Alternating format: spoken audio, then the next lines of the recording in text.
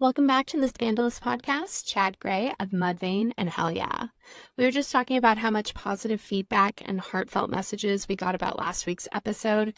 And in the grand scheme of things, I think the entire point of doing press and doing interviews is to humanize artists and help people. And I know you've helped so many people by being so candid. So thank you. That's always my intention, to help. So I Yeah. hope I hope people got out of it. A lot of really, really sweet words, and just a lot of really good stuff, and a lot of people like writing like, I have this problem, I can't do it. And I was responding to them personally, like, you can do this. You just have to want it. So Yeah. it's cool. It's cool. It was Yeah. really good. And I thank you everyone for all the accolades and just love. I Yeah. appreciate it. So I know you are the biggest Slayer fan ever, and I'm actually having Gary Holt of Exodus and Slayer on the podcast next week. Anything I should ask him? I can't really think.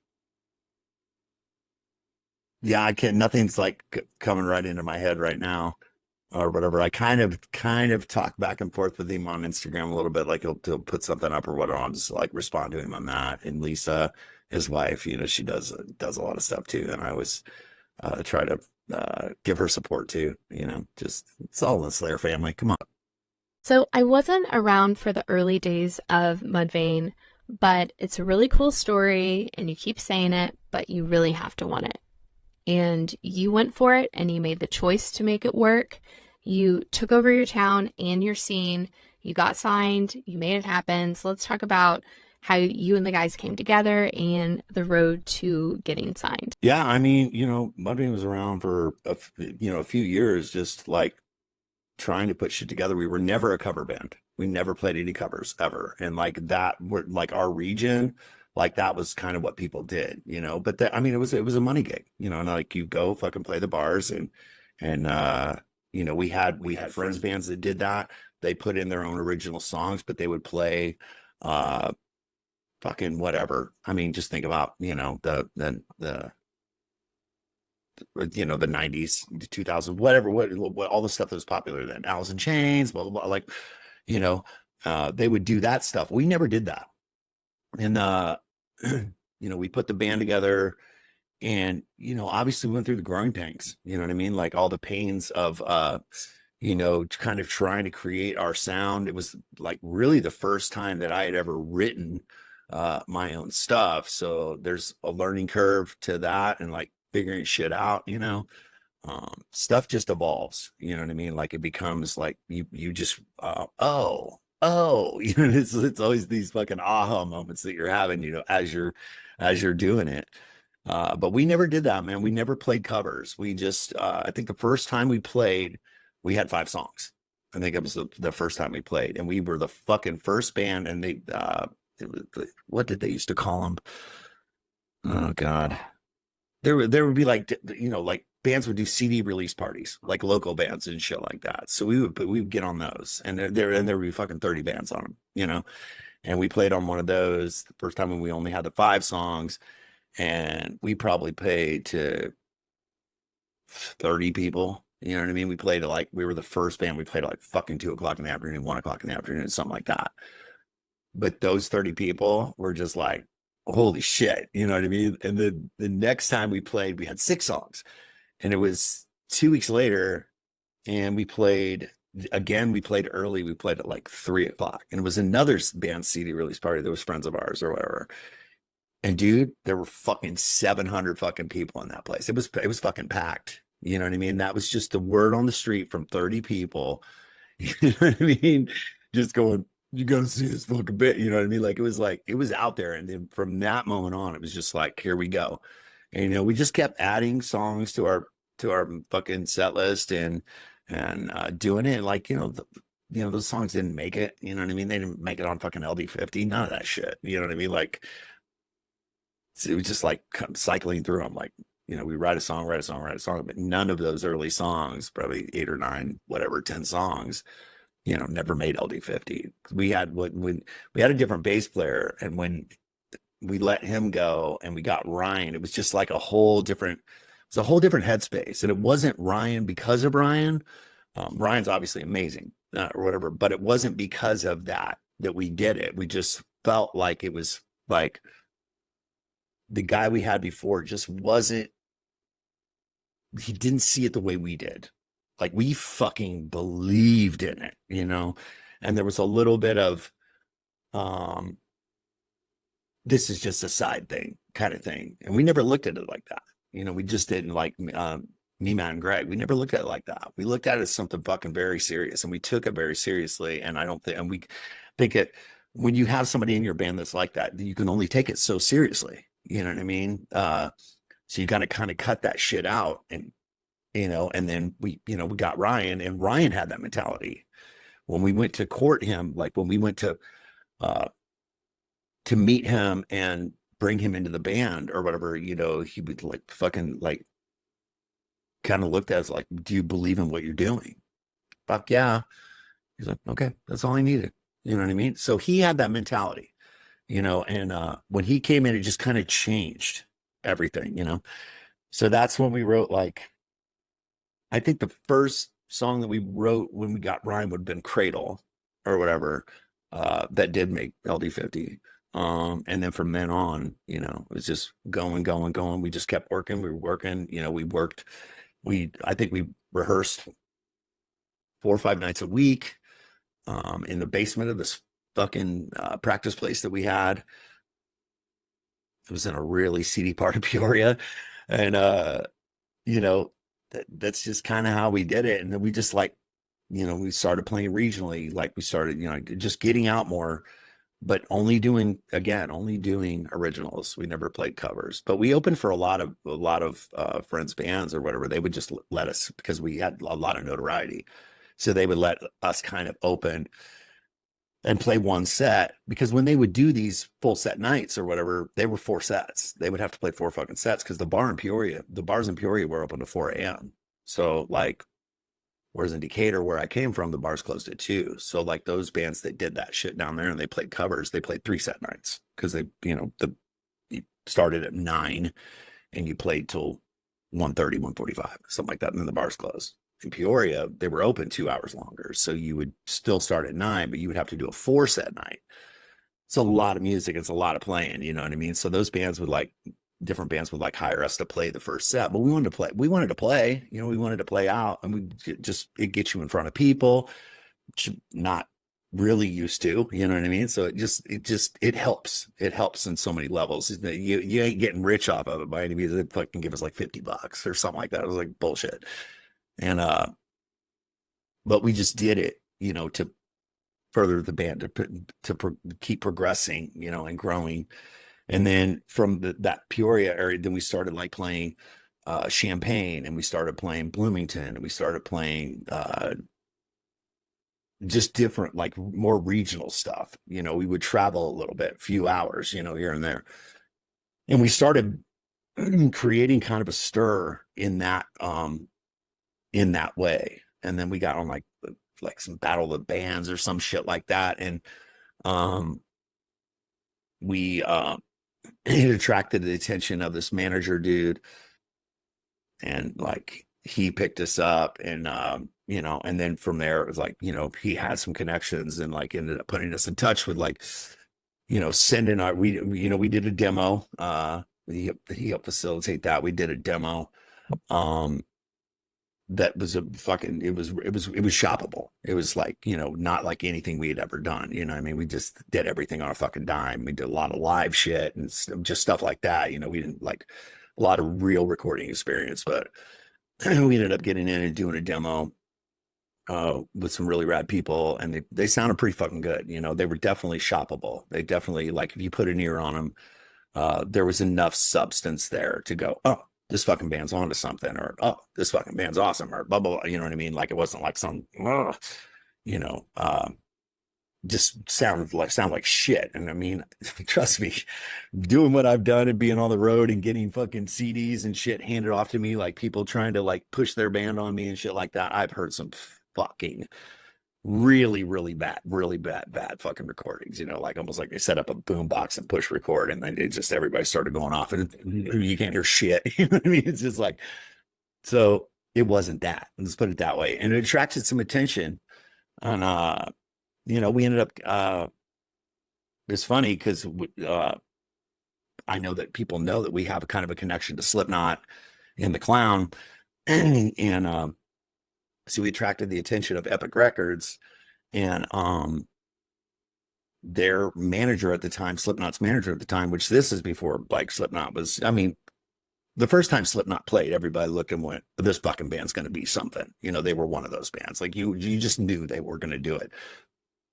But with anything else, man, it just takes time. You know what I mean? Like it's, even though you've got it and everybody fucking knows you've got it, you've got to play, and you got to get out there, and you're going to climb a ladder. And they did. So this is before Slipknot's obviously playing the shit they're playing. Now they were playing, 1,000-seat clubs. They were nuts to fucking butts. You know what I mean? They were fucking, you couldn't get another person in them. But so they were playing somewhere in Chicago. We ended up doing a showcase in Chicago. So this is us in full makeup, full lights, full PA, right? And which bands do that all the time for labels. That like they do exactly what they would do, and they treat it like they're walking out on fucking stage in front of whatever, tens of thousands of fucking people, or two, whatever. But it's like generally the label guy and maybe a sound guy. It's like, really, I've seen them be when I got a band signed that was on my label or whatever, it was like just the president of the label. It was him and me, and that was fucking it. And the band came out, and they, full PA, full lights, and they fucking crushed it. They got signed. That's what we did. So it was our the sound guy that, like, we were using his space, and the lighting guy. And these are people that we hired that we knew. And our manager, Slipknot's manager, who was Steve Richards, he was an A&R guy for Epic. Clown from Slipknot, and Clown's drum tech. 4 people in this fucking room. We come out with full face paint, like full lights, full fucking everything. This is our big moment, man. It's fucking Epic Records, and what a legacy label, you know what I mean? Like, think about all the fucking bands, great bands Epic's had, So, I mean, just for us, it was like huge to be even thinking about being in the company of those bands on any level. Just, there's so much great shit that's been on that label. Such an awesome rock label. Yeah, and we fucking come out, and this is our big moment, man. It's like make it or fucking break it. And we come out, and we just fucking started going fucking nuts. And I wasn't 3 lines in to the first fucking song. My mic goes out, like fucking out. PA goes down, right? But the band's still playing. Band still has their cabinets and shit. And Matt still had his acoustic kit. He's playing an acoustic kit. So you could still hear us. You could hear them. You couldn't hear me. So the whole fucking PA went down, but the band is still playing. And I just didn't stop singing. I just kept fucking singing. I was fucking pointing at Clown. I was fucking flipping him off. And I was just being like, whatever, being me. And he was like doing this shit. Like, he was like pissed, because I was just fucking with him, but I did not stop. You know what I mean? And the sound guy that was running sound for us, he comes walking up, and he's like waving his hands like this shit. He's waving his hands like, stop. And fucking, nope. And I fucking looked at him like, no, fuck you. And we just kept going. And he just, at that moment, he saw it, and he just like, okay. And he fucking turned around and ran back, and he just started fucking hardwiring his fucking PA back in. And all of a sudden, I think it was right at the end of the first song, everything comes back on, vocals come back on, but then now we're into song 2. We just ran everything together. We didn't take any breaks, obviously. Who am I going to talk to? 4 fucking people, so we just put together a set list, and we just ran. I think we played 4, maybe 5 songs. It was like probably Cradle, Death Blooms, Severed,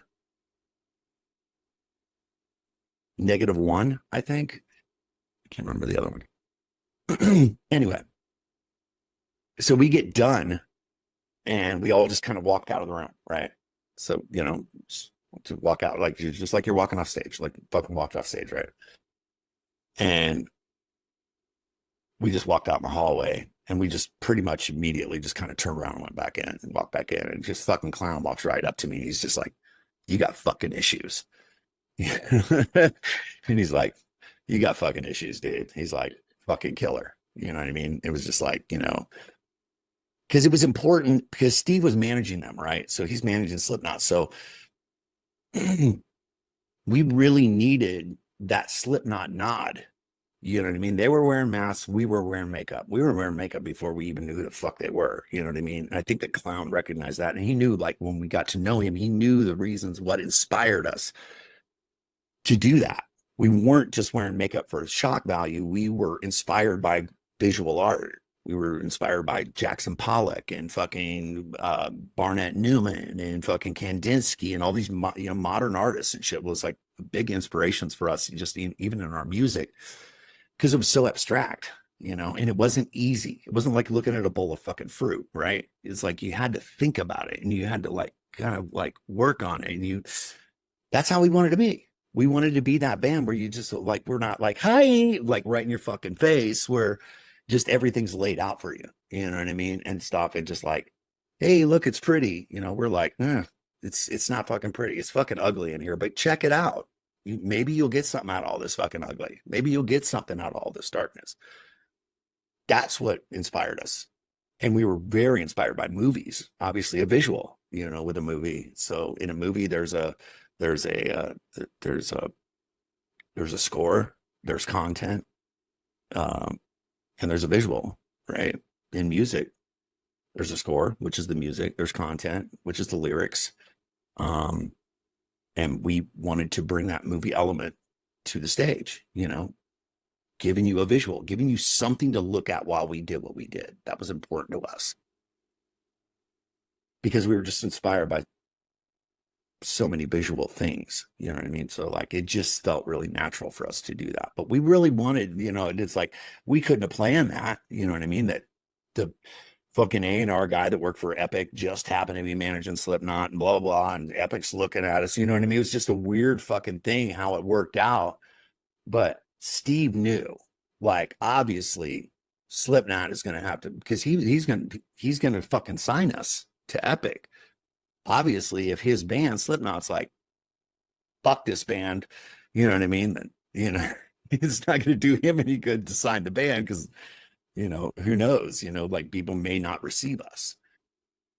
But to have Clown do that and get and understand and get to know what we were really about and that we were fucking real, you know what I mean? It meant a lot. It meant a lot to us. It meant a lot to our standing in the music world. We got a nod from Slipknot, which was fucking huge, and nothing but respect for those guys. I mean, all the years I've known them, I'm still great friends with Corey. You know what I mean? Like, I just saw all of them at Sick New World or whatever, and I haven't seen some of them, and I haven't seen fucking Jim in forever. And we picked up and talked like like I talked to him yesterday, and we hadn't, you know what I mean? Like, it's just, that's how good friends are. Saw Sid, talked to him, and pretty much all of them. But it was just really cool for us. And then the Clown. So after that, obviously we got signed. Okay, time to make a record. So we went to Vancouver, Canada. Is this too much? Is this getting fucking crazy and weird? No. Okay, No. I don't want to give you too much, or giving people at home. Why? What the fuck is this guy talking about? But Why do you put it that? This is a good stuff, by the way. Yeah, cool. Yeah. Love. Yeah, we go to Vancouver and record an album, right, with Garth Richardson, who did First Rage Against the Machine. He's done a lot of stuff. Did LD50 with him. We come out of the studio and go home for fucking 2 weeks, and then Slipknot brings us on tour with them. So we did. What was the first one? Was it like? I can't remember what the first leg of it was. I don't know why, but it feels like Hatebreed was in there, but I'm not sure it was Hatebreed. It was us, somebody, and somebody. I think we did one where it was us. I remember one of the tours. We did like basically 3 tours in a row with them. we basically toured with Slipknot for the first 7 months that we were out of the studio and a touring band. Like they took us under their wing, which we were always so appreciative of, and still to this day, Um, so there was a band from England. They were called 1 Minute Silence. We opened for them. So it was us, 1 Minute Silence, Slipknot. So that was, I mean, that's kind of like how we got our start. That's how we did it. And, it was a cool ride, and then, obviously you get in it and, we, did the Slipknot thing for like 6, 7 months or whatever. And then it's like, okay.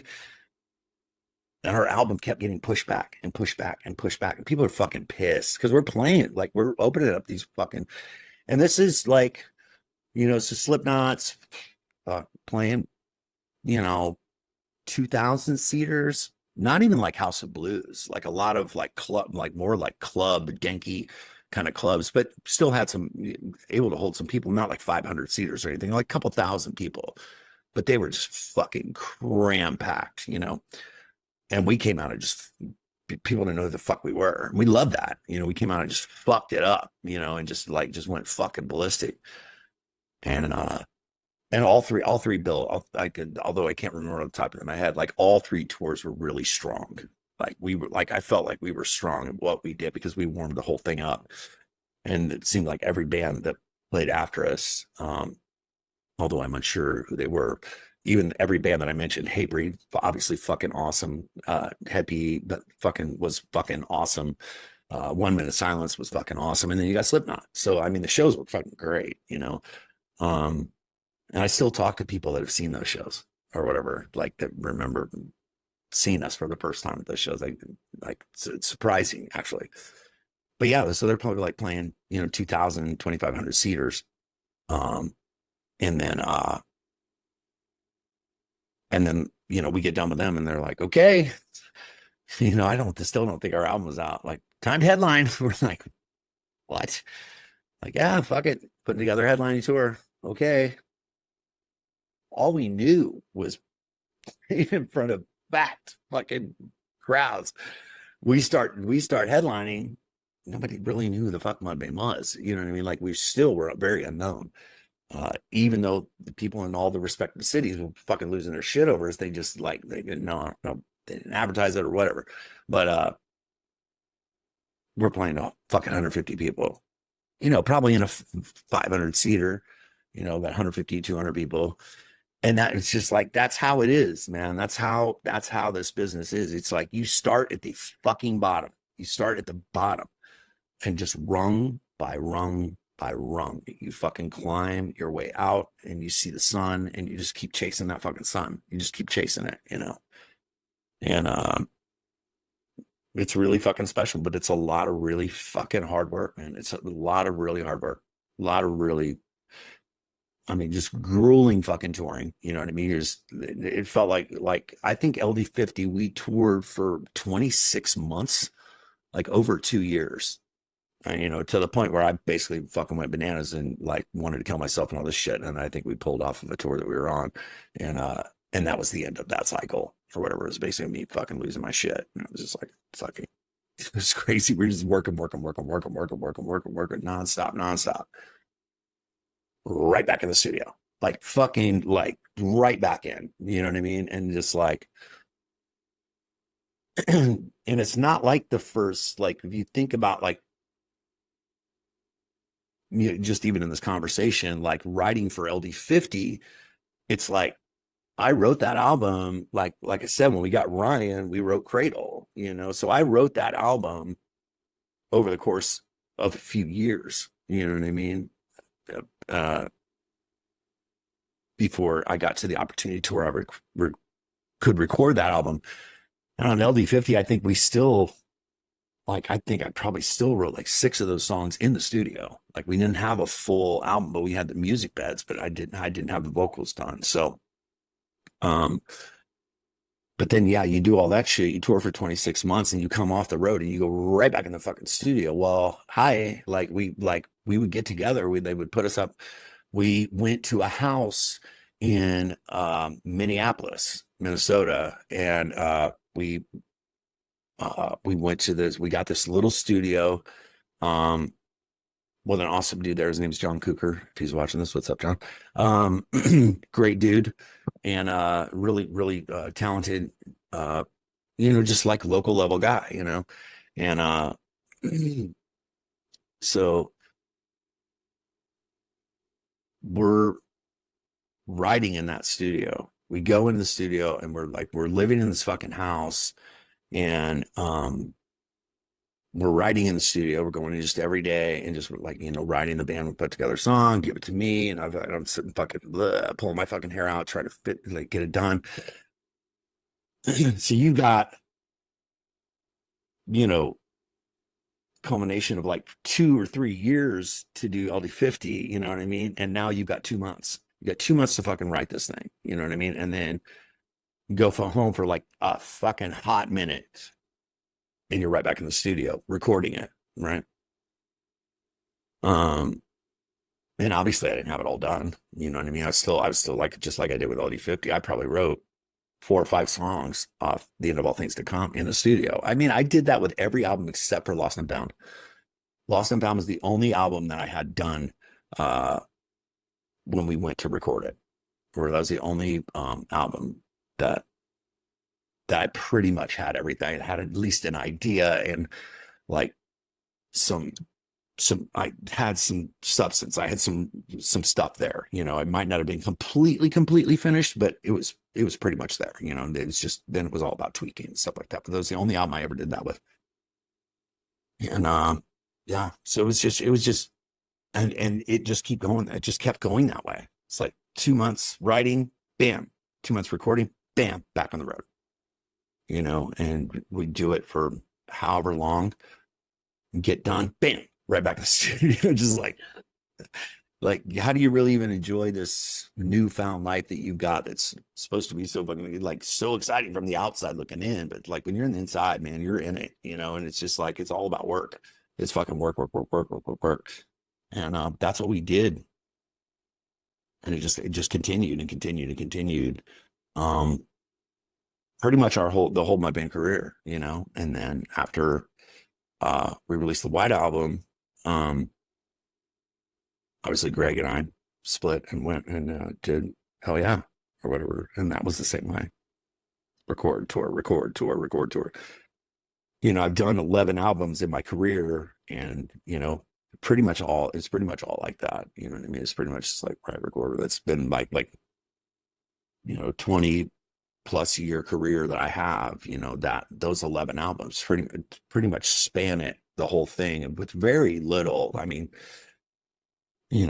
very little downtime, like real downtime, like months or like a year off. Like, fuck that. That was like never a thing. Like I never had a year off. You know what I mean? Ever,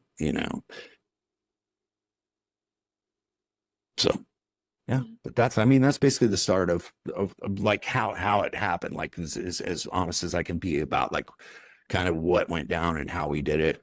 And from the inception of us putting the fucking band together and having a different bass player, and then having Ryan come in, and just like how that whole headspace just changed, and like how it was like, okay, it's fucking go time. And then we went, and then just boom, boom, boom, boom, boom, we did it, and now we're back, and doing it, and people seem to be really excited about it. And it's really cool.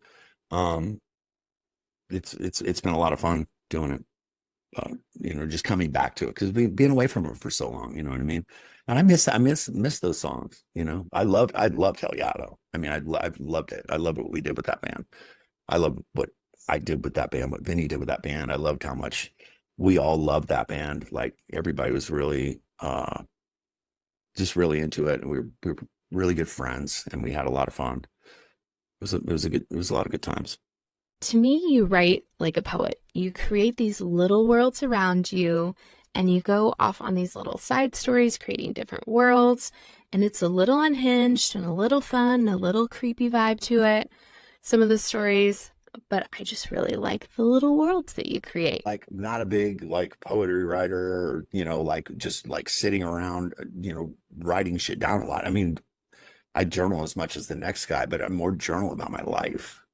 You know what I mean? And stuff like that. I'm not like sitting around writing poetry. I'm not like sitting around fucking rhyming words or fucking or whatever, or Yeah. even just being completely, vague and ambiguous, like just writing random shit.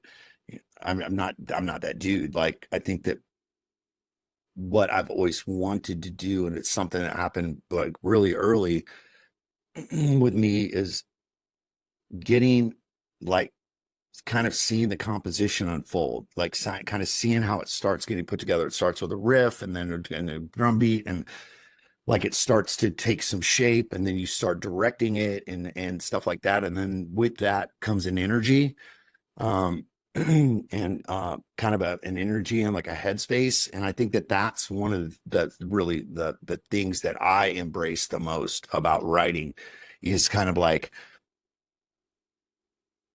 I'm the vehicle, you know what I mean? I'm just the conduit between the song and the people, you know what I mean? Like, it's like everything's moving around out here and it just fucking goes through me and then it goes to the people, you know what I mean? So I'm just kind of like, look at myself as kind of a conduit. So I just kind of grab whatever vibe that I'm feeling with it. And I like, let that inspire the words, you know what I mean? Like I might come up with a melody and the words come with it. That's a fucking great, like, that's lightning in a bottle moment right there, and it doesn't happen often, you know what I mean? But it does happen.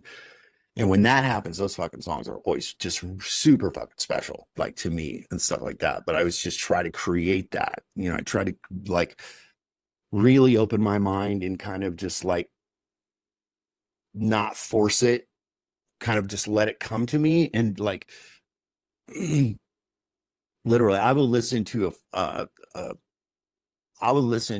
put like a verse or a chorus on loop, right? I'll put it on a fucking loop, and I'll like have my own little writing situation off in a side room, it's like a fucking laptop and some headphones and whatever, and I've got it in whatever I've got it in, and I'll just put that shit on a loop, and I'll just listen to it over and over and over again. And I'll get so fucking frustrated because I'm just trying to find it. It's just not coming to me and I just can't get it.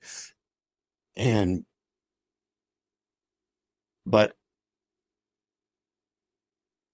you feel like you're not doing it, but it goes back to the idea that you have to do the work. You know what I mean? You have to do the work. You kind of have to earn it, and you kind of have to show it, um, that you're willing. You know what I mean? You kind of have to be completely fucking submissive to it and just surrender almost to it, like you would a God. You know what I mean? Like, you don't get down on your knees and pray, your prayers probably aren't going to get fucking answered, right? You know what I mean? So there's that way of looking at it. So it's like, if I don't sit here and listen to this fucking thing on loop, even though I'm coming up with nothing over and over and over, like literally 100 times, and I'll have nothing. And I can't even believe it. I'm just like, man, I can fucking do this. I know I can do this. Like, blah, blah, blah. And I start beating myself up, just like, fuck. And then, but it's, even if you work poorly, work. That was an Aleister Crowley quote. Even if you work poorly, work. So that poor work creates those lightning in a bottle moments, right? So I'll do that. I'll be working poorly, doing the poor work, right? Where I'm not coming up with anything, but I'm listening and I'm listening and I'm listening. I'm working poorly, but I'm working. I want it so bad. I'm just completely submissive to it. Like, I'm just completely surrendering everything I have. Just come to me. You know what I mean? I'm going to give you everything I got. Just come to me. I'm giving you everything I got. I'm doing the work. And I'll go, it's those moments. And then you go like, man, fuck this. And you get up and you walk out, go smoke a cigarette, go take a piss. It comes in your head. It just flies right in. You know what I mean? And you're fucking flipping the cigarette butt or fucking pinching off, whatever. And you're flying back in that room and just writing and going because you got it. You fucking got it. You're on it. It's like just trying to break the horse, break the horse, break the horse. And it's not giving in. It's not giving in. Next thing you know, you're fucking running. You're on it and you're running. And it's just this fucking awesome gallop, man. It's just smooth and shit just comes together. You know what I mean? It doesn't always have to happen like, fuck this. And I get up and I walk out and 2 minutes later that happens. I mean, it can, but literally I've just pounded that composition into my fucking head. I pounded it in my head. There's no way I can't hear it for the next 24 hours until I'm back to it again. You know, let's say I walk out right now and I'm not going to be back until, this time tomorrow night. Like, there's no way I'm not going to hear that thing in my head for all those absent hours that I'm away from whatever the fuck my little system is or whatever, my little writing area. Like, you know what I mean? So it's just like, but that's how it always comes to me. You know what I mean? It's like every once in a while, uh, you get those moments. I think Death Blooms was like that. And that's kind of why that lyrics kind of what it is. I just want to run, fly kites, wrestle, jump, and play, swim through waves that crash to the shore. It's like, what the fuck does that mean? But that's what came to me, so I didn't fight it. Like, I liked the idea of what it was saying, and I liked the kind of the ambiguous and like the ambiguous value of it. Like, you listen to that and you read those lyrics and you're just like, the melody's so killer, but like, you're just like reading those lyrics, like, what the fuck is, like, what is this dude talking about? I like moments like that. I like shit like that, and just like to mix it up a little bit, you know what I mean? And not just make it be what you expect, so to speak. You just don't kind of expect those things, but it's not just me. A lot of music's like that. A lot of music's like that, and you hear something that sounds really cool, but if you like really get into it and you like read the lyrics, but maybe you didn't even know what the fuck they were, like, interesting. That's the guy I wanted to be. I wanted to be the guy that when they listen to it, they went, interesting. There's just a different, but that's probably just whatever flew in my head at that moment. I got You know what I mean? Like, yeah. but you gotta roll with it. Like, I get the melody and those words came with, I just want to run like guys. That's what came to me. So I could be like, go fuck yourself. I can change it to whatever I want because I have the melody now. If those lyrics came to me, then they must mean something. You know what I mean? And that's what came to me. And I think they fit. I think they fit it. I think they fit the song and kind of the idea of what I loosely tell people what it's about. I want people to make their own, have their own idea about what it is. So I don't like to say this is what the song's about or whatever. Like I said, I kind of start you down a road, but after that, it's all on you. You know what I mean? I want you to come close to it. Like me telling you what it is. It's almost like putting up a little bit of a wall. But I don't tell you what it is. And I just kind of like, this is maybe what it is. You know what I mean? It's like, it intrigues you and it gets you to listen. And then you make your own determination or you interpret it the way you choose. Yeah. That's what brings it close to you, I think. And that's how I am. Like, this is not just about how I do things. This is about how I've received other artists' music. You know what I mean? Master of Puppets. Obviously, there's like cocaine and like all these, like all these things. But honestly, when I listen to that song, I don't really think about that. You know what I mean? I don't really think about kind of, and he's kind of going, this is what the song is, but it's not how I choose to hear it. I choose to hear it a different way. So the song means something different to me, and it probably means something different to you, and probably means something different to 100 other people. Might have 100 different ideas of what it means to them, but that's like kind of the world that I came from, and that's how I received music from Metallica, obviously, and the Slayers, and the Panteras, and the fucking Alice in Chains. Good God, and fucking Soundgarden, every other band. They do just great band. You name them, and I'll be like, fuck yeah, you know what I mean. Uh, uh, you know what I mean? So it's just like so many other outside things too, like that are like kind of inspired the band. Like it's like just so many different worlds that come into our world. I mean, I still have to manipulate it and move it and stuff like that. But it's like I'm drawing inspiration from this and that and this and that and this and that. So revisiting your catalog, it's a little eerie how much more relevant songs like Fallen to Sleep and World So Cold are now compared to when you wrote those songs a long time ago. Do you ever think about that? Yeah, I mean, I guess, I mean, it's just like, well, what are they really about? That's my little thing. It's like, what are they really about? If you think about that, then fucking go with it, Like those, yeah. like those songs all have like really special places in my heart or whatever. I remember writing both of those, penning, like actually penning both those songs.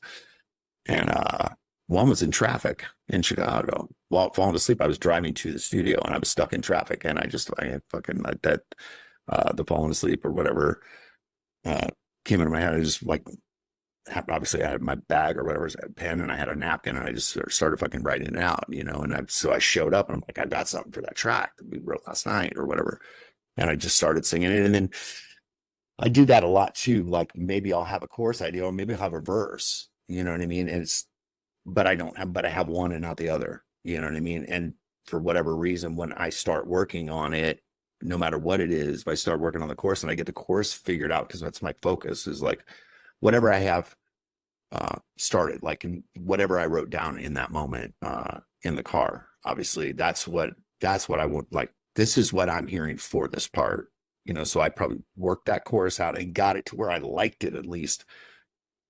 And then from there was like, okay, let's go check out the verse, you know, and let's go listen to it. Let's put an ear on it and see kind of where these lyrics that just kind of came to me or whatever, like falling asleep, falling to me, what like, okay, now I've got this. Now let me go to the verse and let me kind of think along the lines of what I'm saying in the chorus and see if I can go from here to there, see if I can go from here and get there, you know. So I could just create, you know, from line one to the last line in the verse that goes right into the chorus. You got to create a little fucking bridge, right? You got to get from here to there, you know. So like you've got to build that bridge, you know. So like, but yeah, so the lyrics to that, of any of those parts will inspire the other part, you know what I mean? But it can be completely backwards, like getting a verse or getting a chorus first, and then having to almost work backwards. You know, I've had songs like that too, where like the end was really fucked up and like really difficult. And I'd like, so that was for whatever reason that became my focus. And I just wanted to kind of figure that out. And then doing the work and like working through it. And then literally working from the back of the song to the front of the song, like literally working backwards. Like you know what I mean? But that's how music is. It's really nonlinear. It really is. It's like you can write it any old way. You know what I mean? Just whatever fucking works. You know, if you got this intimidating part that is this last chorus that's like doing like maybe some flips or it's doubled or whatever, there's something kind of crazy going on with it. You really can't wrap your head around. You almost kind of like, part of me just wants to go kind of let's go fucking deal with this and let me see if I can even figure this out before I waste the time of writing all the way up to there and then getting there realizing that I can't figure it out. So fucking trash the whole thing, you know?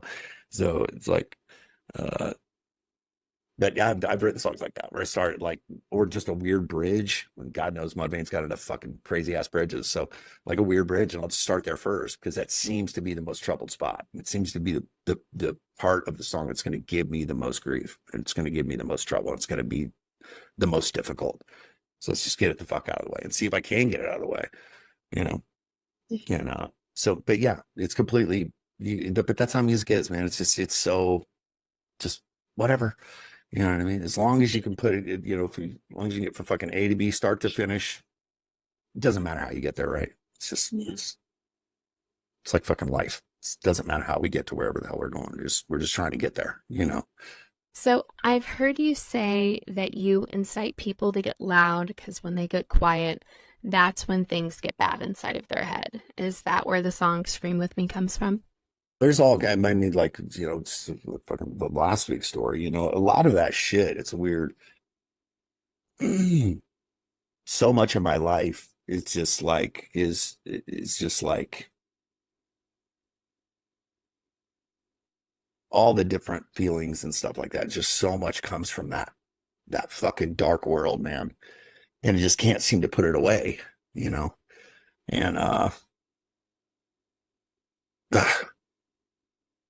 I almost feel like I've been conditioned to be depressed. You know, I deal with that every day. I still fucking deal with it every day. And, you know, uh, suicide and just all the, just like fucking, I don't want to be here. Like I said, like, you know, when you're 6, you don't even know what the fuck suicide is. You just don't want to be there. You know what I mean? Like you literally don't want to be in this world anymore. but you don't know the meaning of that word, or you don't know that fucking word. You know what I mean? It goes back that far. So, I mean, songs like that, they come from that world. They come from that fucking troubled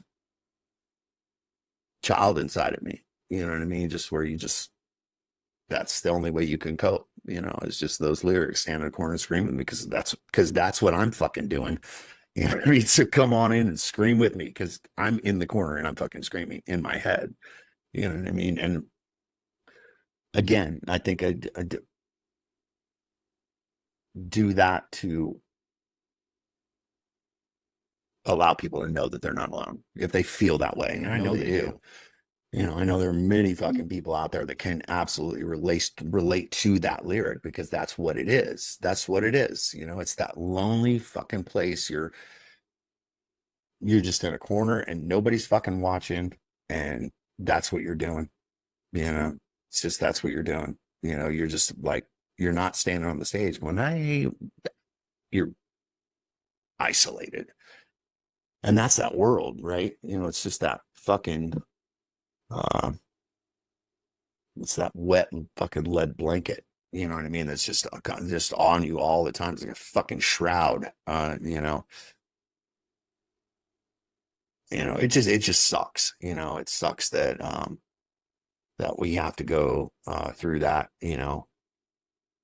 hopefully to get to the other side. You know what I mean? Hopefully to get to where we are today and shit like that. But through that, there's a conditioning that happens. You know what I mean? Like, you're just like, okay, I guess this is how I'm always going to be, because that made me this way. And clearly I can't shake it. And I'm doing everything I can do in my power, obviously, talking about last week, the sobriety and all that stuff. So I'm trying to do all the work, to let that go. I just cannot seem to get past it. It's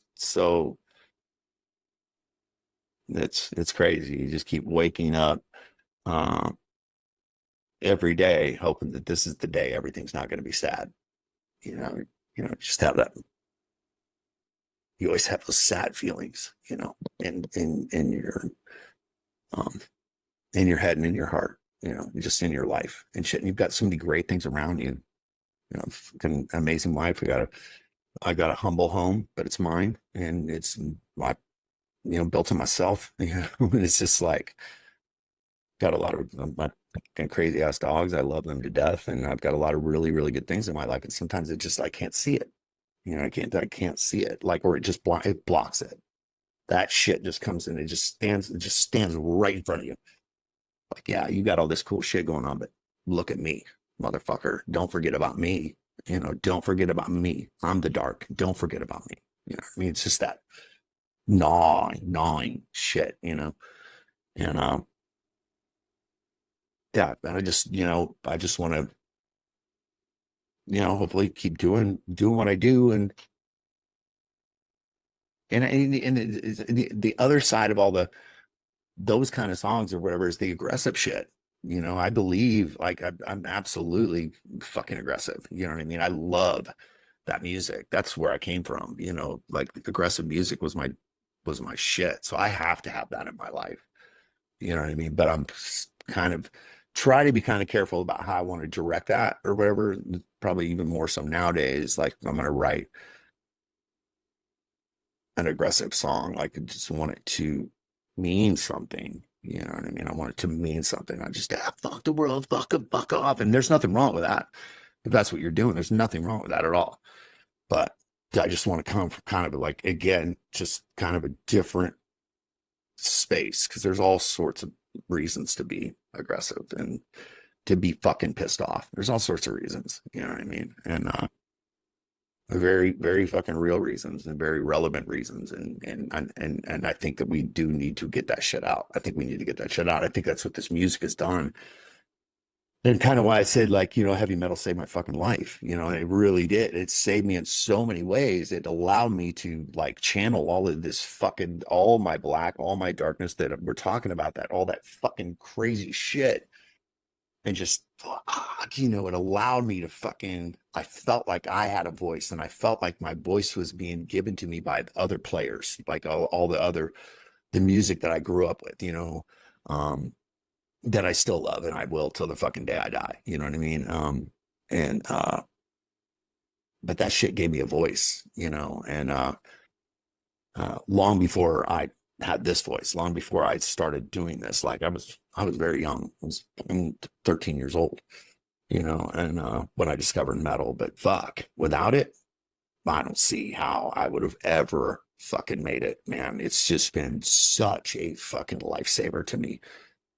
And so many bands, still bands that are coming out, you know what I mean? Still, like, I still see fucking, you know, new bands that I'm like, fuck yes, you know, fuck yes, you get it. Like, fuck yes, it's awesome. You know what I mean? I'm a big supporter of just metal in general, you know, so uh it's cool, but it's just watching that, like, somewhere in there between the old and the new.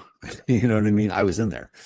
So somewhere, like, you know, I tied, uh, you know, A, B, C. You know, it's like, you know, I was in there somewhere, and that's cool. Whether I was the biggest fucking band in the world or not, it doesn't matter. I was in there somewhere. You know what I mean? And that's all I want to do. I want to be part of that world. I want to be carry on that legacy, this fucking long legacy of metal that we have. It's just absolutely amazing, so incredible, and to be a part of that story is phenomenal as a player.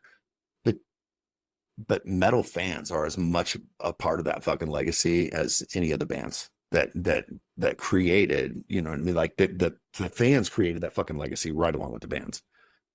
Because without the fans, the band wouldn't be shit, right? Fucking, you know, if there's nobody at my shows, it's a fucking rehearsal. We call it a rehearsal, you know, but when there's people like in front of you, they're a part of it. You're as much a fucking part of it as I am. And people that are like, man, dude, thank you so much for everything you do, man. You fucking saved me. I'm like, you have no idea. You fucking save me every single day. You know what I mean? Like, I need you as much, every bit as much as I need. You know what I mean? Like, it goes round and round, man, between the band and the fans and stuff like that. And that's, you got to let them, like, kind of fuel you, obviously fuel you on stage because they're given so much, but to also take that kind of headspace and take it to the studio, you know what I mean? And create with those people in mind. Like, I very, very much have the metal fans in mind when I'm creating music, for sure. Whether I'm writing something where I feel like I can help them, or where I'm fucking writing something, I'm like, cool, I'm going to give my fucking people something to fucking rip it over. You know what I mean? I'm going to give these guys something to be able to lose their shit over, because everybody needs to lose their shit, you know? And I like to be in that, whatever I can do to help. Whether it's giving you something that's going to make you lose your shit, or give you something that's going to make you think, or give you something that's going to make you not feel alone, or whatever. All these different things that you can get from music. I've gotten so many different things, you know, like all these different emotions, aggression and sadness, and, you know, the gamut, every emotion. You know, I've gotten it from. And the cool thing is one band can do it, and then another band can do it, and another band can do it. You know what I mean?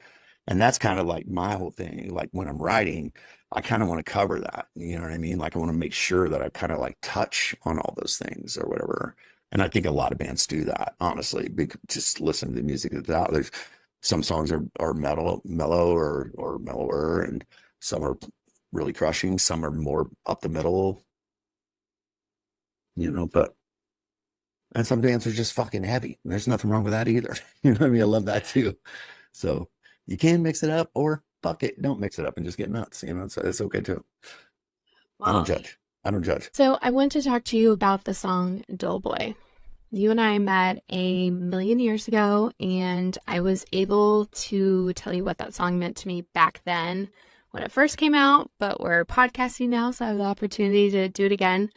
But we have a lot of similarities in our childhood, and I'm just going to go for it and talk about the lyrics and everything. But when things were the absolute worst with my mom, with like horrible abuse, things like that, I had Doughboy to recite over and over and over again.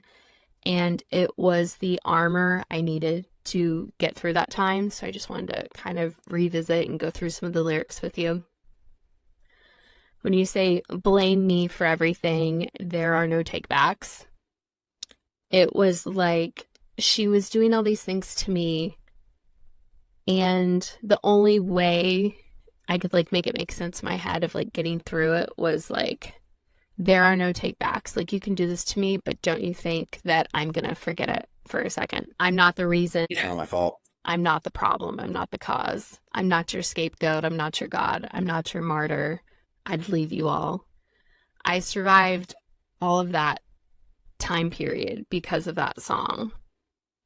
And it was just like the heaviness and the way you talk and sing and scream and just your attitude. It was the power I needed for sure during that time.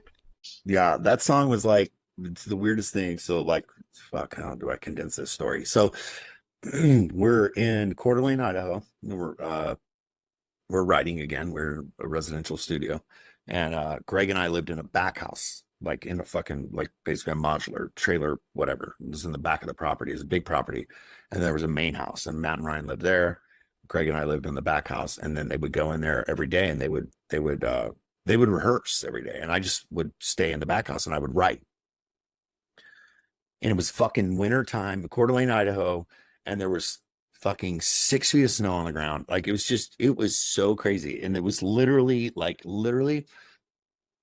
and it's so funny just kind of how I went to that line. It kind of seems like, kind of say it this way, it kind of seems cheesy or whatever, but like, I mean, that was the whole thing with The Shining, like the snowbound, you know, he had fucking, even though he's in this giant fucking hotel, he fucking cabin fever, right? So he was fucking snowbound, and he was like all working to the place, and you know what I mean? And that just, that's what I felt in that moment, because I hadn't seen anybody except for Greg, because I didn't see those other guys. I never went to the main house because I wasn't going there to rehearse. I just wrote in the back house, you know, and that was how I did it. And I was fucking out there for, it was probably like 2 or 3 weeks. You know, I hadn't really been around anyone, and I was fucking taking a shower, and those fucking lyrics, "I'll work in a play makes me a dull boy, I'll work in a," and live in a lie. Those lyrics just came to my head, and I jumped out of the shower, and I fucking ran in, and I fucking grabbed a pen, and I started writing. And I wrote the whole fucking first verse, and I wrote the whole second verse. So I had this song with no chorus. And then, but I was like, I love verses. I loved them. You know, I love the lyrics. I love the melody. I liked the music. I liked how it went together. I just thought it was a perfect fucking marriage of of vocal and music and stuff. I'm like, cool. You know what I mean? So I'm like, just went out of my mind. I didn't even really think about it anymore. Right. So we go to Mandeville, Louisiana. That's where we're recording with Dave Fortman. And, we put it up. He's like, well, let's do that one song or whatever. And like said something, I was like, oh, Dull Boy. He's like, yeah. And we put it up, and he's like, I think I'd like track the verse, but I didn't track the chorus, and it just escaped me. I just fucking kind of forgot about it. Right. Well, now I'm faced with it. It's up, it's loaded, it's ready to go, you know? And we get to the part, and I'm like, holy shit, I don't have a chorus for this. You know what I mean? And he's like, oh, you don't have anything? I'm like, no. He's like, okay, where are we at with it? I'm like, just give me a fucking few minutes. Just give me a few minutes. Right. And him and Greg and our engineer on the fucking internet, you know, on the fucking internet, they're laughing and da. And I just started writing that. Not the reason, it's not my fault. It's not my problem. Not the cause. I escaped it. He just started writing it. It just all came out. And I'm like, all right, I got something. And he's like, all right. And fucking, I went in there and I sang that chorus. And as soon as I got done singing, he's like, you just fucking wrote that? And I'm like, yeah. He's like, dude. He's like, that is fucking incredible. I cannot believe that. I was like, yeah, dude. But those are just those moments, those special fucking moments. Like, but it's that's another thing that's very inspiring too. Pressure, right? And Mudvayne was always really good at that, was working under fucking pressure, you know? And it was just, I just was faced in that moment, like, okay, here we go. And I'm like, shit, I don't have a chorus. Well, what are you going to do? I'm like, you know what? Give me a minute. You know what I mean? Just kind of went, and they were fucking around on the internet. And I'm just sitting there and I'm just writing it. And it just came out so great. That's one of my favorite Mudvayne songs ever is that fucking track. I love that track. I love how it started. I loved how it ended. I loved how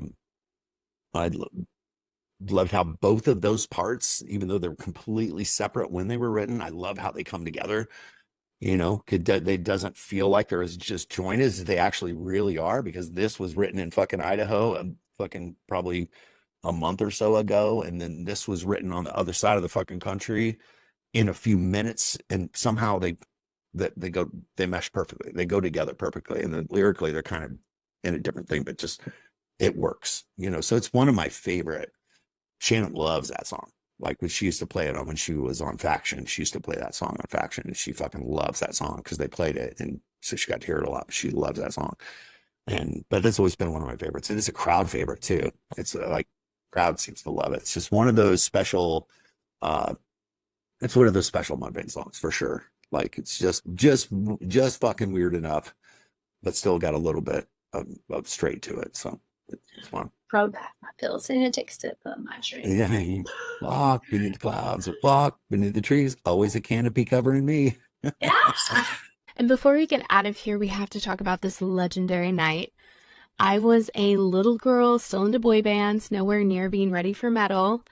I remember the VMA's red carpet where you guys showed up with the bullet holes and the blood on the tuxes.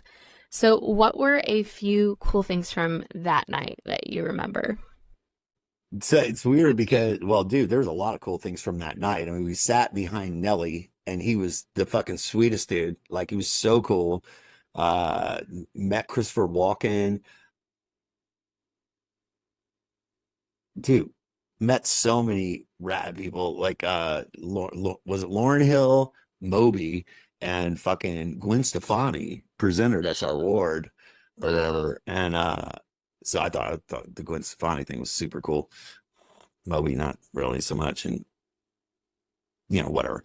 But yeah, I just met a lot of really cool people and stuff that night. It was a lot of fun, and it was a big moment. It was a big moment, and again, that's a big moment. And the people don't forget that. Yeah, we walked off the stage with it, but a metal band walked off the stage with it. You know what I'm saying? Again, that was a big fucking moment for metal because that was a fan award. That was a fan award. You had to vote.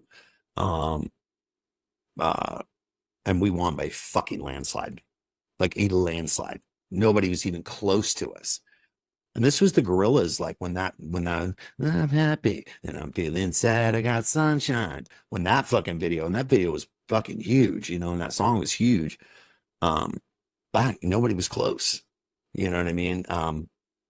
But it's such a testament and a fucking tribute to the metal community. It really is. And I think that it wouldn't have mattered. I wish I could take the credit for it as being the Mudvayne, but I think any metal band in that position would have walked off that stage with that fucking thing, because that's who we are, and that's how we do it, and that's how we support, and that's how we love. And you know what I mean? It could have been any fucking metal band, but I guarantee you, end of the day, the fucking metal band would have won 100%, because that's just how we are. We're fucking ravenous. We don't fuck around. We don't play. If we have a chance to shine in any kind of light, we do it. You know what I mean? We take fucking advantage of it, and the metal community took fucking full advantage of, like, these motherfuckers are walking off that stage with that fucking award. They're gonna get it, and they did, and like it was crazy. The votes were, nobody was even close to us in second. Like it was just like they could have done so much less than we would have wanted, but they didn't. Yeah. I talked to so many people because you could vote as many times as you wanted. I talked to so many different fans and shit over the time, like they would just sit for a couple of hours and just vote, like over and over. And you like, Wow. refresh your screen and then vote and then refresh and then vote. It was like that. Yeah. So it was cool. So touching on Hellyeah, the way I remember it, I graduated high school in '06 around the time y'all came out with your first album, and I'm a Dallas girl, super close with the Drowning Pool guys, but I never got to meet Dave Williams, and I never got to meet Dime. I was too young back then. But then when Hellyeah came out, I remember the feeling of it just being like the most wildly cool thing in the world. That was it. Yeah. That album was literally like us getting together and going for it. That's what it was. There was no thought. We had no fucking idea what we were doing. Like we just literally got together and just started writing, and just that's what came out. You know what I mean? And then, like as we've gone through, it's like with any band or whatever, but we were like so kind of like misdirected, I think. Like, and the second album was just like kind of like we went in a direction. I don't even know how the fuck we went in that direction, because that's certainly not a direction I even wanted to go in. And it just happened. And I remember fucking telling Vinnie when that thing was all done and we were kind of gearing up to write the uh fucking third album. Um I just remember looking at him and going, dude, I never aspired to be a rock singer. I don't want to be a fucking rock singer, dude. I was like, I'm a fucking metal singer. And I'm in a fucking band with one of my favorite fucking metal drummers and one of my favorite metal guitar players in Tom. Tom's fucking beast, man. Nothing Face and all that shit, his early shit. So great. And I'm just like, I'm in a fucking metal band with two of my favorite fucking metal guys in the world. Like, I want to fucking be a metal band, you know? And the first song we wrote after that was Warn Me or whatever. That was the first song that was on the third album or whatever. So that but that just, there was that fucking lull, that first album was just so cool and it was so true and it was so honest. It was so fucking real. And, and it's not even,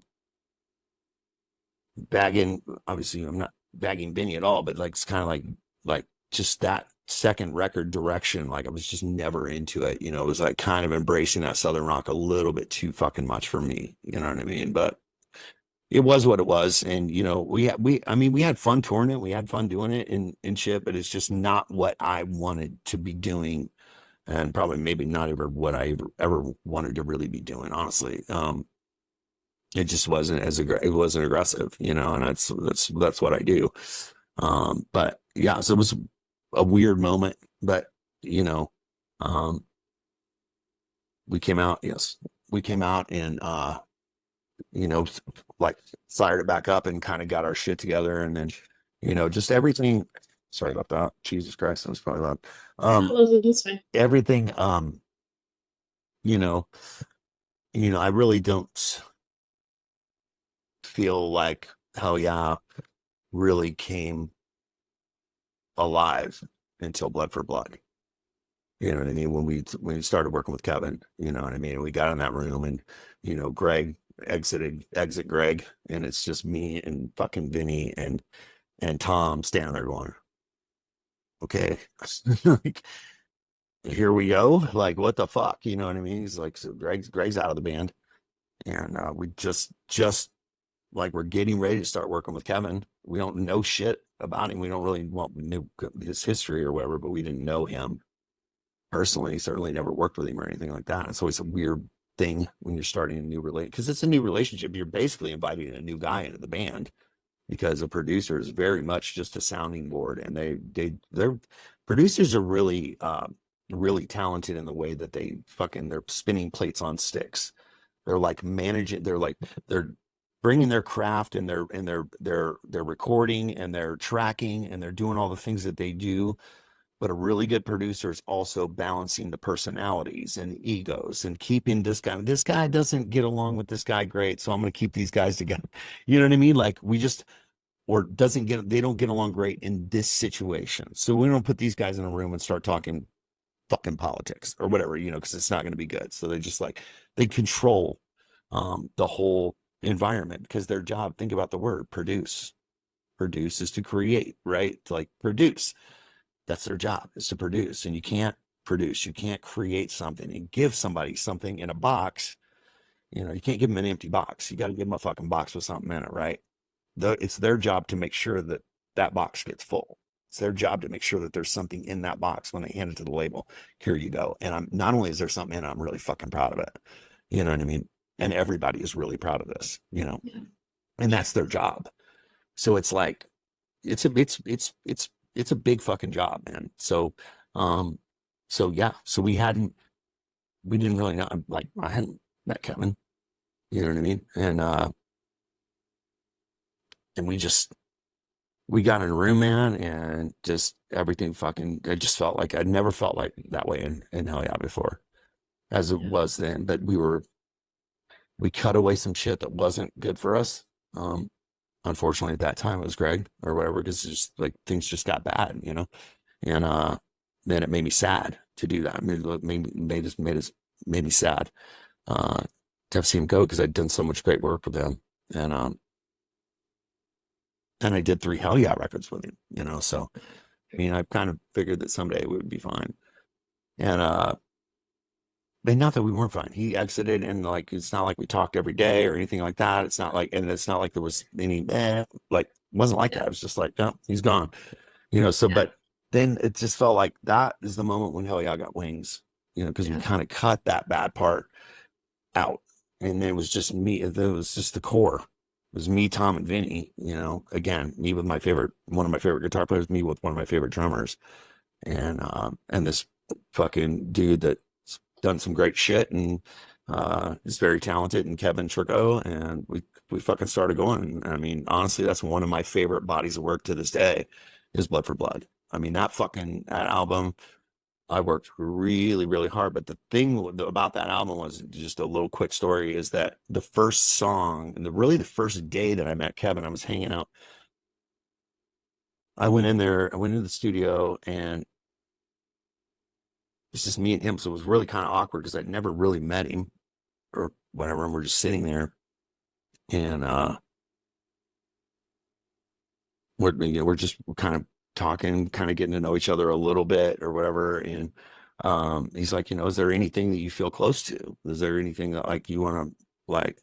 What's the song you kind of would like start with or whatever? And and I was like, I don't know, like the song Moth. I was like, I've got some, some pretty cool ideas for that. I've got the verse together and I've got the chorus. And he's like, okay, what's the chorus? And he like puts it up, and he like turns it down low, and he fucking, he's got his wheelchair, and his wheelie chair, and he wheels over to me so he can hear me. And he's got the music down.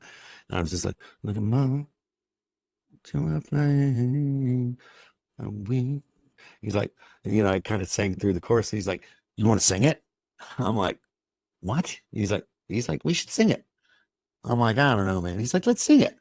Let's try it. Let's just fucking let's hear it. Then I went in and did it, and fucking, it sounded amazing. It sounded so good. And I never heard it recorded. You know what I mean? I only heard what you just heard, just what's in my head, And, and I had the verse and whatever. He's like, this is fucking great. This sounds so good. And he's like, we'll keep working on it or whatever. We'll keep fucking with, because there's always the part, like, there's always that jumping off point where you start, right? But like with music, it's like, especially the studio. The studio is fucking special. The studio is pretty cool, but I like to separate studio from live. I really do. I like to keep live and studio. But so we I kind of probably just jumped off my train of thought, but I kind of know where I'm going. So oh, that was the point. He's like, it's just like, he's like, this is fucking great. He's like, it's only going to get better. He's like, you said you have a verse. And I'm like, yeah. He's like, all right. So I went in and I had the verses. So I tracked the first verse, and I came in and listened to it. And he's like, this is fucking incredible. He's like, this is really good. He's like, do you have a second verse? I'm like, yeah. He's like, okay, let's do it. And so went in and I sang it again, and sang the second verse. And then, like, you have a bridge. And I'm like, this is what I have in mind, whatever. And then, and we like, so here it goes from me and him just kind of like chit chatting, getting to know each other. And now we've got a song, that sounds fucking awesome. And, he turns around, and he looks at me like at the end of the night or whatever. He's like, man, he's like, fucking great job today, man. Seriously. He's like, I'm telling you, he's like, this is the bad thing. He's like, there's a good thing and a bad thing. He's like, good thing is you got a fucking amazing song here. This thing is going to be, when it's done, it's going to be fucking incredible. And I think really this song could be the song that like really shines a new light on you guys. He's like, here's the bad thing. That's your first song. So he's like, everything after this has got to be measured up to that. That is the bar. You just raised the bar pretty fucking high, you know? Now, now you got to come in and do song 2 and 3 and 4 and 5 and 6. That was the first song we did on the album. And he's like, you just raised the bar really fucking high. He's like, that's really going to be hard. And, but dude, I took that, just that little bit that he told me, like, you just raised the bar really high and it's going to be really fucking hard to clear that bar with that track. And that like sat in my head. And I was like, something inside of me was like, I don't give a fuck. I don't care what the vibe of the song is. I don't care what it is. I'm going to make it hit. I'm going to make it hit that point. I'm going to make it clear that bar. Even if it's a completely different vibe song than Moth, because Moth is special. Moth is Moth. Moth has got that vibe. But there's shit on that album. The fucking Blood for Blood, the song Blood for Blood, and Demons in the Dirt, and like those are like some of my favorite tracks. They're heavier, but to me, they cleared the bar. They hit the mark of what I was going for. Like what this is where Moth was. Blood for Blood, I feel like hit that mark.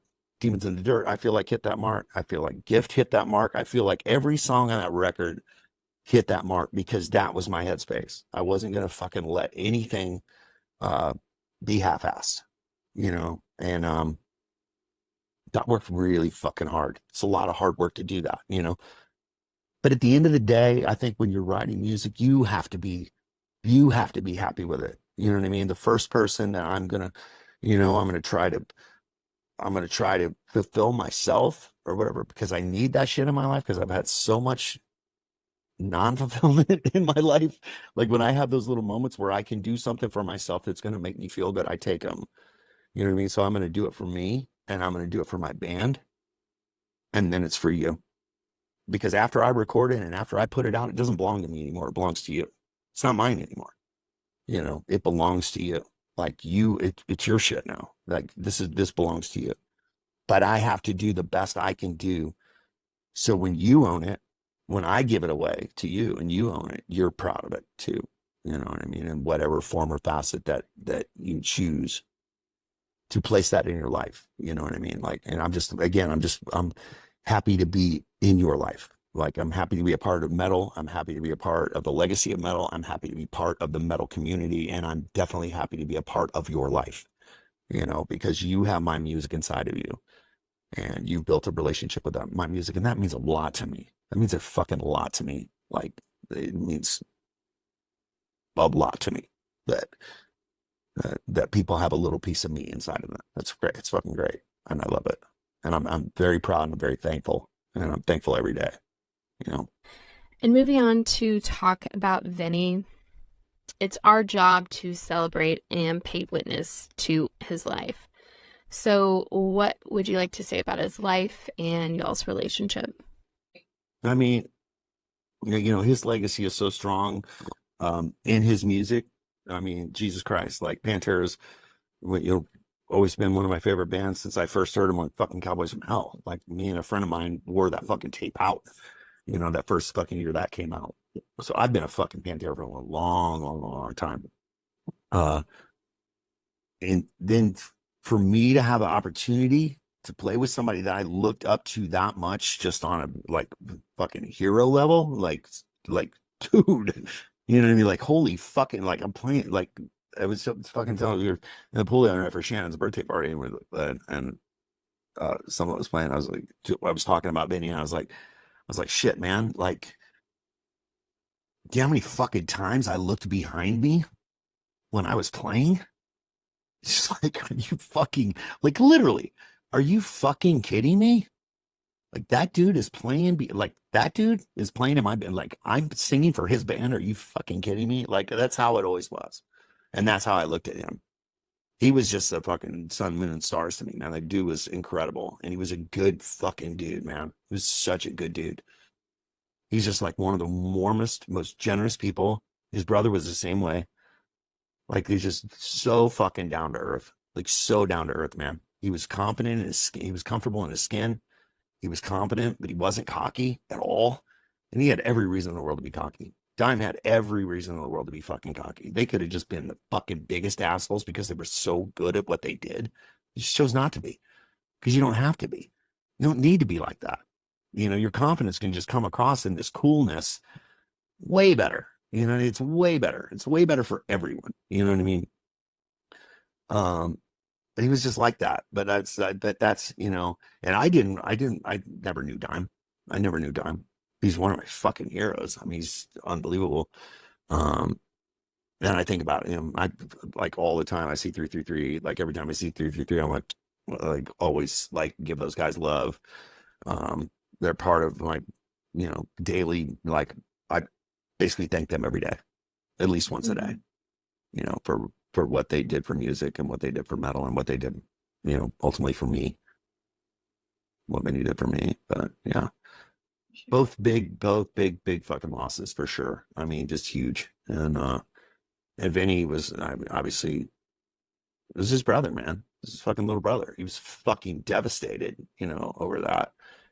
And you know, we had a lot of talks about that, you know, and I got to see different sides of just the way that, you know, things were and stuff. And but it's just a fucking incredible that I can't say enough good things about him. I mean, you can ask anybody that, like anybody that knew him would say the same thing. He was just that guy, and he was so fucking talented. And that dude, like he loved, like he like that was what was so cool about him. Like he loved it when I would like sing. He loved that shit, loved it. Like when I like Moth and Hush and you know those types of songs, Love Falls and shit. Like, dude, he loved those kind of songs. He loved those songs, you know. And I think he always felt it too. It was like, you know, he knew that um it's a little disheartening because it's like, you know, that probably any one of those songs, if that would have been a Mudvayne song, it probably would have been number one like all day long. You know, that would be any one of those songs. Granted, it's really not Pantera style because I sang for Mudvayne, so you could picture it being a Mudvayne song, kind of, but it's kind of hard to picture a Hellyeah song being a Pantera song. But like, he kind of knew too, like just the strength and power of that band. Like, have they released anything that what we did in Hellyeah that maybe didn't see any light of day or saw some light but didn't get the full sun or maybe climbed the charts but didn't get all the way there or something like that. He knew that had we done it with either of the other bands that they would have, you know. And it's like I said earlier about Mudvayne, you know, like you one rung at a time, you're trying to climb out of the fucking basement, right? You're just trying to get to the light. And when we put that together, um when we put that together, we did the same thing. We had to do the same thing one rung at a time. We were just trying to climb out of the basement. We were trying to make this new thing that we were so excited about successful. We wanted it to be successful.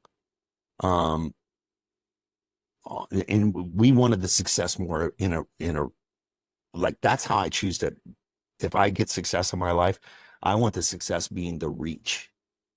You know what I mean? The reach is the success, like the reach, the amount of people that it will touch more than money. Fucking that's money's not success. Like to me, that's, you know what I mean? It's whatever. It's secondary. It's good. It's nice to have money. I don't get me wrong, but I don't fucking need like all that shit. But to have the reach and to be able to touch people, that's what music is to me. That's what it's about to me. That's what it was about to him. And he was very much for the song. He played for the fucking song and he loved it when I would play because I like he taught me that.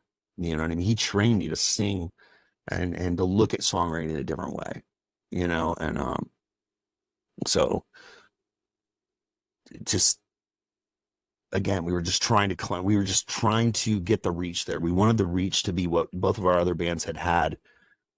We thought that that climb would be a little easier because of the success that we had in the other bands and shit like that. But those successes actually made it more difficult, you know, because people looked at Hellyeah as the wall between me and Mudvayne. They looked at it as the wall between him and Pantera. Like even the Pantera reunion, people looked at that as a wall. So if they gave Hellyeah love, then they would be helping to build that wall higher instead of knocking it down. So Vinny could go do his thing and I could go do my thing. You know what I mean? And go back to the ways of old or whatever. So it made it that much tougher. So we were climbing that one rung at a time out of the fucking basement, but we had a big bag of sand over each shoulder, one that said Mudvayne on it, one that said Pantera on it. But we just kept doing it, man. We kept doing it. We believed in it. We loved it. He loved it. And we kept doing it. We just wanted that success, the reach success. We wanted people to look at us and have our music make them happy in whatever way, like whether it be aggressive, fucking flip out happy, or moody and emotional. And he loved it, and he really loved my writing. And he's like, fucking wear your heart on your sleeve, dude. Like you absolutely can see right through you. You don't have any, you won't block what you've got going on inside from other people. And he's like, it's, it's pretty fucking cool because it's pretty fucking scary, I'm sure. It always just made me so proud, that he really did love me, and he really, really did care a lot about me and cared about what I did and cared about what I brought to the table. And he looked at me and treated me very much like an equal. It was cool because he obviously didn't have to do that, but he did. It was awesome. It's beautiful. And one of my best friends in the industry, I know is one of your close friends too, P. King. And I had him on the podcast as well, just talking about the supernatural aspects of the dimes. And I was told the story that when Ray opened up the drum case for the first time in rehearsals, there were 3 dimes inside of the drum case. And there were just dimes on the floor, dimes everywhere, all the time. Yeah. It was fucking like literally it was the whole floor. There was just shit like that happening. Like, it was comical to us, man. It was just crazy. Even when Vinnie was alive, you know what I mean? It was just like he was just saying hi. It was just like the most random fucking places. You know what I mean? Like, who carries fucking, you know what I mean? Like, who really? Who holds on to dimes? Yeah. Who carries change really anymore? Like, really, like I walk by gumball machines, like, God damn, I wish I had a quarter, but I never have a quarter. Yeah. But we would just find these fucking dimes all over the place, and we just always looked at that as a sign from him or whatever. But dude, I'm telling you what, I literally see 333 every fucking day. Me and Bobby Tongs have a text thread that's literally when it's 333, we screenshot it and then we send it and then we put 3 little emoji lightning bolts because they look like threes or whatever. So we always screenshot the 333 like time in the day, and then we send it, and I'll put 3 lightning bolts or whatever, and then he'll see it. Like, we have a whole text thread that's literally like every day, every 2 days. Sometimes both of us the same day. We'll send them back and forth. You know what I mean? Like, it's crazy. I see it fucking almost every day. There's just something inside of me that just, I'm kind of that conscious contact, that I have with them or something. It's just like, I can't help but to see it. I see it all the fucking time. It's crazy. It is so crazy. Like, I see it all the time, but that to me reminds me of the dimes. You know what I mean? And I see it all the time. We used to see it like when Vinny was around, we'd always laugh about it and shit like that. Yeah. But since he's been gone too, it's crazy. Like, I see it pretty much every day. It's pretty much every fucking day. I see 333 at my phone. So, like I said, I don't know if I've got a conscious contact with them in that number in heaven or wherever they are, but it's pretty fucking cool. I love it.